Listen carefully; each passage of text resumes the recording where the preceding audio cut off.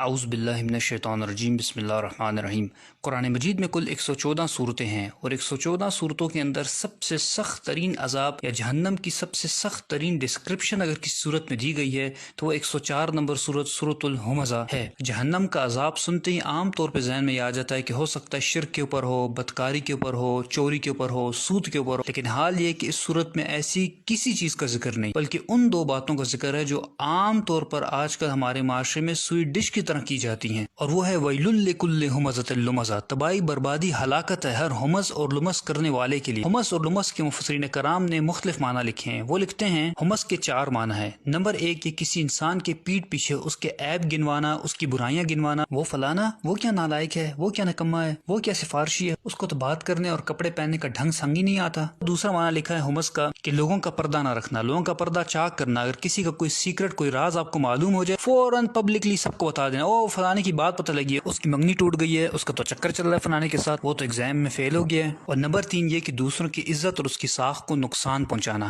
اگر کسی محفل میں کسی کی تعریف ہو رہی ہو تو فوراً سے اس شخص کی کوئی ایسی برائی بیان کر دینا جس سے اس کا امپریشن اس محفل کے اندر خراب ہو جائے۔ یعنی اگر لوگوں کے دلوں میں اس انسان کے لیے محبت ہو، عزت ہو، تو صرف حسد کی بنیاد پر کہ لوگ میری تعریف کیوں نہیں کرے، میرے بچوں کی تعریف کیوں نہیں کرے، اس انسان کی مخالفت شروع کر دینا اور جھوٹی سچی لگا کر لوگوں کے دل اس سے برے کر دینا۔ علامہ آلوسی رحمۃ اللہ لکھتے ہیں کہ جس وقت یہ 3 کام ہوں گے تو اس کا رزلٹ وہ چوتھا کام نکلے گا، اور وہ چوتھا کام کیا ہے؟ الکسر، یعنی توڑنا۔ ان تینوں کاموں کا نتیجہ یہ نکلے گا کہ پھر بعض اوقات رشتہ داری ٹوٹ جائے گی۔ جب آپ ایک انسان کی ہر وقت عیب بیان کریں گے، اس کی کسی برائی پہ پردہ نہیں رکھیں گے، لوگوں کے سامنے ہر وقت اس کا امپریشن خراب کریں گے، تو اس کا خود بخود رزلٹ یہ نکلے گا کہ وہ انسان آپ سے اٹھنا بیٹھنا چھوڑ دے گا اور اس کا سارا گناہ آپ کے اوپر آئے گا۔ چنانچہ رسول اللہ صلی اللہ علیہ وسلم نے ایسے لوگوں کے بارے میں ارشاد فرمایا، مسلم احمد کے اندر حدیث شریف ہے، شرار و عباد اللہ کی مخلوق میں سب سے بدترین انسان کون ہے؟ المشاؤون بالنمیمہ، جو لوگوں کی پیٹھ پیچھے ان کی برائیاں بیان کرتے ہیں، ان کی چغلیاں کرتے ہیں، والمفرقون بین الاحبہ، اور آپس میں محبت کرنے والوں کے درمیان نفرتیں پیدا کرتے ہیں، ان کے دلوں کو برے کرتے ہیں ایک دوسرے سے برائیاں کر کر، والباغون البراء اللعنت، اور بے گناہ اور معصوم لوگوں کو بدنام کرنے کی کوشش کرتے جن کا کوئی قصور نہیں ہوتا، فضول میں ان کی طرف اس قسم کی نسبتیں کرتے ہیں جو کام انہوں نے نہیں کیے ہوتے۔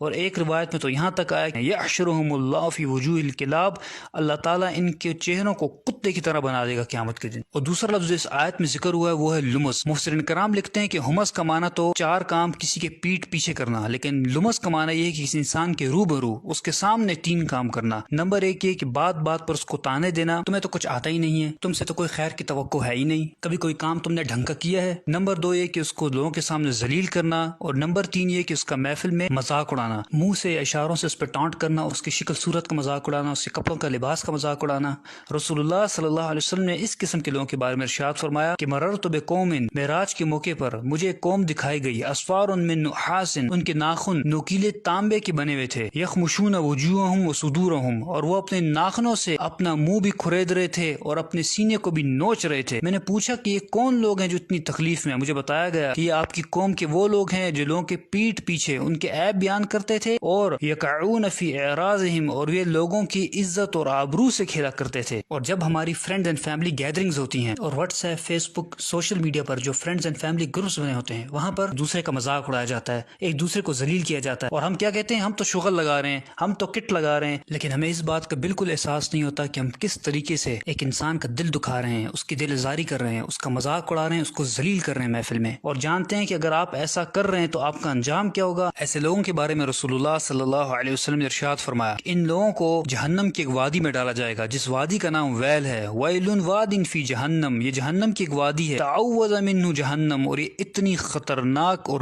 گرم ترین وادی ہے کہ خود جہنم اس سے پناہ مانگتی ہے، کل یوم 70 مرہ، 70 دفعہ جہنم خود پناہ مانگتی ہے اس وادی سے کہ یا اللہ مجھے اس سے پناہ میں رکھ۔ ایسے لوگوں کو اس وادی میں اللہ تعالیٰ ڈالے گا۔ اور امام راضی رحمۃ اللہ لکھتے ہیں کہ یہاں جو ذکر ہوا ہے ویل کا، یہ ویل بیسکلی کیا ہے؟ یہ بدوائیہ کلمات ہیں، اور یہ کس کی طرف سے ہیں؟ جب آپ کسی انسان کی عزت ساخت کو نقصان پہنچاتے ہیں، اس کا مذاق اڑاتے ہیں، تو جو اس کی دل آزاری ہوتی ہے اور وہ جو دل سے بدوا نکلتی ہے، یہاں اس کا ذکر ہے۔ دوسرا معنی وہ لکھتے ہیں کہ یہاں ویل سے مراد ہے کہ اللہ تعالیٰ آپ کو بدوا دے رہے ہیں، آپ یہ کام کر رہے ہیں، ویل لکل ہمزۃ لمزہ، آپ سوچ لیں کہ اللہ تعالیٰ فرما رہا ہے کہ تو تباہ برباد ہو جائے، تو اس قسم کے کام کرتا ہے، تو ایسے انسان کو کیا دنیا میں ملنے والا ہے اور کیا آخرت میں ملنے والا ہے۔ اور اب یہاں اس نفسیات کو بھی سمجھ لیجئے کہ یہ کام کر اڑتے کون لوگ ہیں؟ تو اس آیت میں آگے اللہ تعالیٰ نے فرما دیا الذی جمع مالا وعددہ یحسب ان مالہ